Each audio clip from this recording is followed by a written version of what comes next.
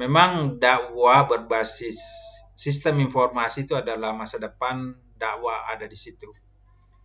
Namun sampai saat ini kita melihat itu belum dikelola, saya menyebutnya belum dikelola secara profesional, dalam artian belum ada satu aplikasi yang serius yang dikelola oleh sebuah tim, sebuah organisasi yang memang betul-betul mempunyai jaringan ke seluruh dai dan diberikan konten yang lengkap yang bisa diakses oleh mad'u kapan saja dan dikontrol di situ sistem interaksinya, kontennya, ya, kemudian bagaimana itu diupdate, itu memang kita belum lihat, ya. Yang ada saat ini baru pemanfaatan media sosial sebagai sarana dakwah dengan membuat channel gitu ya, dengan membuat tulisan-tulisan di blog ya, mungkin ada juga website yang sudah dibangun. Tapi saya berpikir kenapa kita tidak mencontoh sistem informasi yang dibangun oleh bisnis yang bisa begitu berkembang. Cuma yang membedakan ini kontennya, ya, konten dakwah dengan konten usaha, konten bisnis. Ya, di media bisnis itu kan sudah berkembang sekali tuh sistem informasi, mulai dari mencari informasi, interaksi, transaksi, ya, itu kan sudah ada. Dan memang terbangun dalam artian setiap organisasi itu punya satu sistem. Kemudian mereka terhubung dalam satu jaringan. Kemudian mereka terhubung dengan masyarakat secara luas. Kemudian interaksinya terus-menerus terjadi setiap hari. Ya, nah, kalau kita bicara jumlah koneksi dan jumlah uang, itu berapa banyak uang yang selalu berputar tuh di jaringan bisnis menggunakan sistem informasi bisnis. Misalnya di beberapa online shop ya yang besar itu. Nah ini yang coba kita bawa ke konteks media dakwah, sistem informasi sebagai media dakwah. Ini memang bukan pure sebenarnya pemikiran dakwah. Ini kita mengadopsi ya sistem informasi bisnis yang sudah sukses untuk coba kita bawa ke media dakwah itu. Ya. Nah, jadi saya kira apa yang perlu diperkuat itu yang pertama individu-individu ini yang sudah punya media ya itu memang perlu membangun satu media itu dengan sebuah konten yang bagus dan pengelolaan yang bagus ya. Nah, ini kan sudah banyak ini ya, hampir semua dai-dai ustadz ya, kiai-kiai yang memang sudah punya banyak follower gitu ya, sudah punya banyak ya, sudah terkenal lah, itu semuanya sudah punya channel. Nah, channel-channel ini sekarang akan lebih bagus kalau dibuatkan satu jaringan. Ya. Dibuatkan satu jaringan sehingga setiap channel-channel ini bisa terhubung. Ya. Jangan berjalan sendiri-sendiri. Coba kita hubungkan. Nah, kemudian setelah mereka semua saling terhubung, maka jamaah dari satu channel itu bisa beralih dan bisa menyebar ke channel-channel lain. Dan kalau semua itu dikumpul, dia menjadi suatu jaringan dakwah dan jaringan madu yang besar sekali. Nah, tapi kalau dia berjalan sendiri-sendiri, maka itu tidak terasa efeknya. Ya, nah, jadi itu yang perlu tahapannya, bagaimana setiap individu itu bisa memperkuat channel masing-masing kemudian kita buatkan link di antara channel-channel para kiai, para dai itu. Kemudian dari setiap channel-channel itu yang sudah punya mad'u masing-masing, punya halaya, itulah kita bikinkan lagi satu link. Jadi misalnya kita ingin mendengarkan misalnya ceramah dari Ustadz A. Tidak perlu kita mencari channelnya Ustadz A. Cukup kita masuk ke jaringan itu, maka kita akan temukan Ustadz A di situ. Dan kita juga akan bertemu dengan jamaah-jamaah dari ustadz-ustadz yang lain. Nah, ini juga untuk menghindari simpang siurnya satu informasi. Karena sering juga itu ada informasi antara si A dan si B yang berbeda-beda yang diposting di channel yang berbeda. Ini terjadi konflik. Ya, itu satu ya yang perlu dipikirkan. Kemudian yang kedua, saya kira perlu memang ada inisiatif dari organisasi yang sudah ada. Ya, misalnya MUI atau dari organisasi yang sudah ada membuat satu aplikasi dakwah. Saya kira itu bagus. Dengan seperti tadi juga dibuat oleh organisasi itu kemudian menghubungkan organisasi-organisasi lain untuk masuk ke situ dan berkontribusi memberi konten di situ. Sehingga itu bisa diakses oleh halayak-halayak ini. Dalam teori fase-fase penerapan sistem informasi itu ada 4 ya. Itu juga dipakai dalam sistem informasi berbasis electronic government. Yang pertama itu ketika kita membuat satu channel atau satu sistem informasi, ya, tahap pertama itu hanya menyajikan profil atau informasi-informasi lembaga saja. Jadi dia berada di tahap presensi atau penyajian informasi awal. Nah, coba lihat sekarang itu website-website organisasi dakwah, organisasi Islam. Yang ada di situ cuma profil-profil. Struktur organisasi, visi, misi, sampai situ saja.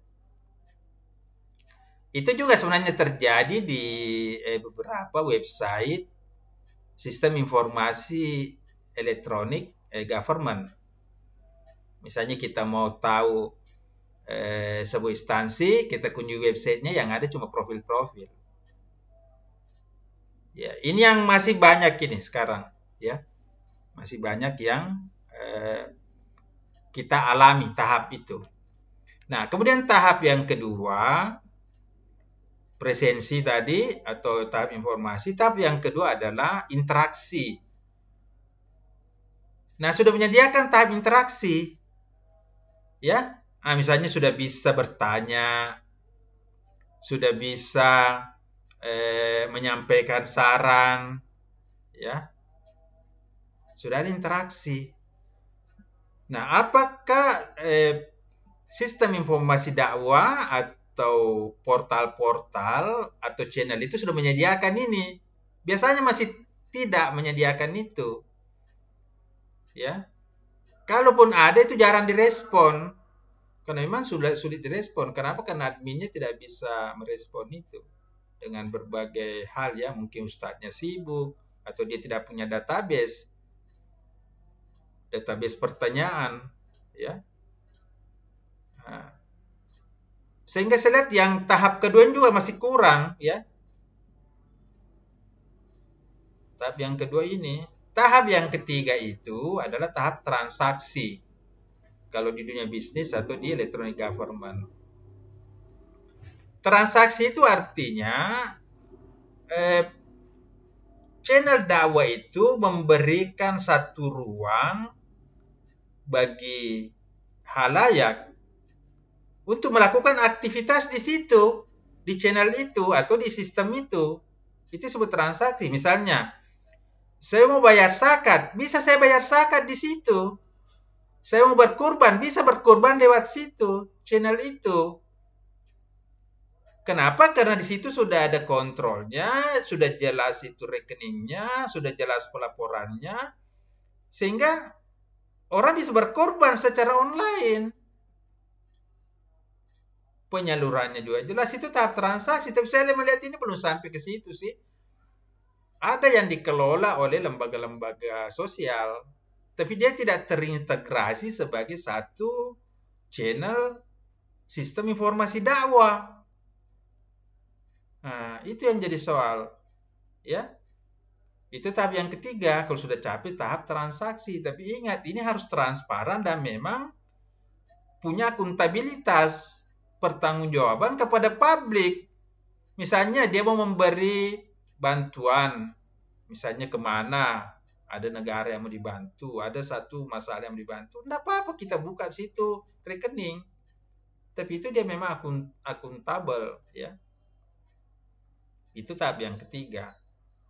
Nah, tahap keempat itu transformasi. Tahap transformasi itu kalau aktivitas-aktivitas masyarakat dan aktivitas di sistem informasi itu sudah merupakan satu kesatuan. Ya.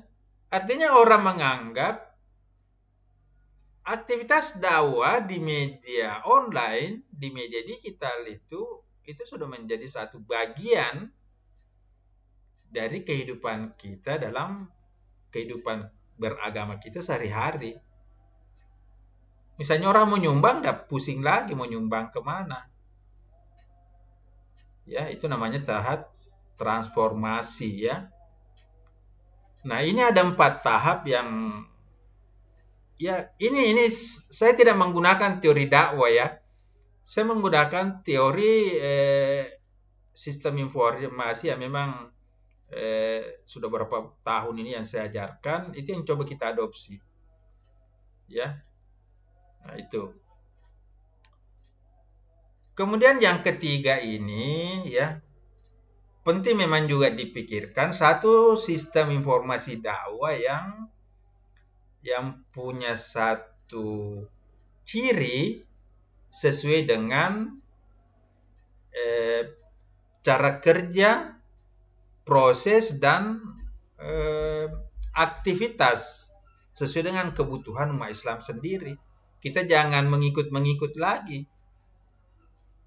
Cuma untuk membuat satu aplikasi, ya itu juga membutuhkan satu kerja keras, ya.